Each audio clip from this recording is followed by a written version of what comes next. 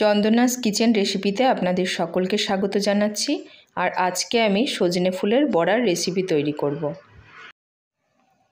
সজনা ফুলগুলোকে কুচো করে নিয়েছি আর এর মধ্যে দিয়ে দিচ্ছি অল্প একটু লবণ, কুচো করে রাখা কাঁচা লঙ্কা, পেঁয়াজ কুচো, রসুন কুচো, চালের গুঁড়ো,